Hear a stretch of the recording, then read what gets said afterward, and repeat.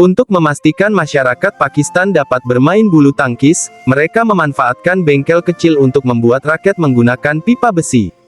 Meskipun konstruksinya terlihat sederhana, proses produksinya sangat unik. Untuk menghemat biaya produksi, mereka menggunakan pipa besi yang sudah berkarat. Karena diameter pipa yang berbeda-beda, langkah pertama adalah menggunakan mesin penarik dingin untuk membentuk pipa agar diameter luar dan tingkat kelurusan memenuhi persyaratan. Dalam proses produksi massal raket, para pengrajin juga harus memotong pipa besi secara seragam sehingga setiap potongan memiliki panjang yang sama. Selain itu, permukaan raket juga memerlukan pengaturan senar raket yang terpasang dengan kokoh. Dengan kebutuhan adanya lubang untuk memasang senar raket, kedua sisi pipa besi harus ditekan untuk membuat lubang yang simetris agar senar raket dapat langsung melewatinya.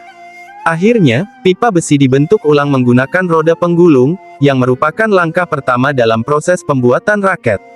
Karena setelah proses penarikan dingin pipa menjadi lebih tipis, pembentukan ulang dengan roda penggulung menjadi lebih mudah, dan pipa yang lurus dapat dengan cepat dibentuk menjadi lingkaran. Untuk mencegah sambungan menjadi longgar, para pengrajin tidak hanya menggunakan konektor yang lebih tebal untuk mengencangkannya, tetapi juga mengoleskan lem meteor di bagian dalam, sehingga raket dan gagang berikutnya dapat terpasang dengan kuat. Agar raket dapat meningkatkan performa bulu tangkis dengan lebih baik, bingkai raket berbentuk lingkaran perlu dibuat menjadi bagian kepala raket. Dengan menggunakan cetakan standar untuk peregangan, bingkai yang semula berbentuk lingkaran diproses menjadi bentuk oval yang dibutuhkan, sehingga meningkatkan daya pantul senar raket pada area kepala raket. Setelah bingkai raket memenuhi persyaratan dasar dalam desainnya, pengrajin perlu melanjutkan proses pengeboran pada sambungan, terutama untuk mengatasi bagian kosong di dasar bingkai. Dengan teknik pengeboran cepat dan efisien, kini bingkai siap untuk proses pengecatan. Hal ini dilakukan agar permukaan raket terlihat lebih menarik dan estetis. Agar permukaan raket terlihat lebih menarik, pengrajin tidak hanya menambahkan ketebalan pada lapisan cat semprot, tetapi juga menggunakan cat dua warna secara bertumpuk untuk menghasilkan kombinasi warna yang lebih beragam. Pada tahap ini, bingkai raket sudah selesai dibuat, sementara batang raket yang terhubung dengan bingkai tidak memerlukan proses tambahan. Untuk mencegah batang raket melengkung atau memiliki panjang yang tidak konsisten, pengrajin menggunakan gantungan khusus untuk pemeriksaan. Dengan cara ini, mereka dapat dengan mudah memilah produk cacat sekaligus melakukan pengecatan pada beberapa batang raket sekaligus, sehingga mempercepat proses produksi di bengkel kecil mereka. Untuk meningkatkan efisiensi produksi bengkel kecil mereka, pengrajin juga harus melakukan proses pengecatan oven setelah pengecatan selesai. Proses ini bertujuan untuk meningkatkan kilap permukaan raket. Meskipun langkah ini menambah biaya produksi, hal ini dapat meningkatkan kualitas raket secara signifikan.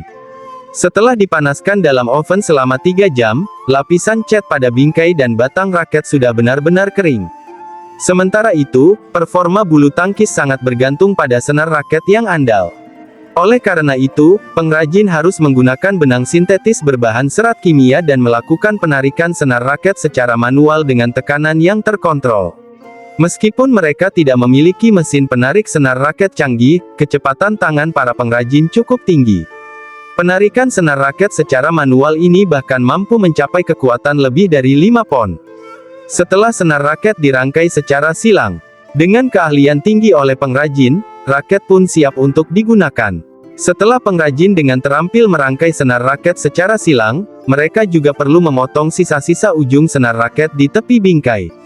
Pada tahap ini, permukaan senar raket sudah selesai terbentuk. Selanjutnya, batang raket perlu dihubungkan dengan pegangan raket. Untuk meningkatkan kenyamanan genggaman tangan, mereka memilih kayu cemara berkualitas tinggi untuk diproses. Setelah kayu dipotong dengan panjang yang proporsional, karena batang raket perlu dimasukkan ke dalam bagian dalam pegangan, pengrajin harus melubangi poros pada bagian atas pegangan.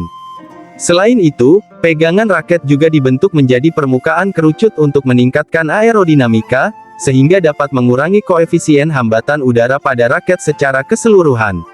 Setelah semua komponen selesai diproses, raket kini dapat mulai dirakit. Meskipun batang raket dan konektor tidak dipasangkan menggunakan baut penjepit, lem khusus yang digunakan tetap memberikan keamanan dalam penggunaannya. Setelah batang raket dan bingkai direkatkan, untuk menutupi pegangan kayu, terlebih dahulu pengrajin harus menyisipkan tutup kerucut plastik. Dengan cara ini, setelah pegangan terhubung, tutup kerucut dapat langsung meluncur ke bawah. Setelah pengrajin dengan terampil merakit raket sepenuhnya, untuk mencegah kulit bersentuhan langsung dengan kayu, pegangan harus dibungkus dengan lapisan termoplastik berwarna senada. Dengan lapisan ini, meskipun bungkusnya tidak bisa dilepas secara manual, seluruh lapisan termoplastik dapat dengan mudah dilepas untuk diganti dengan yang baru.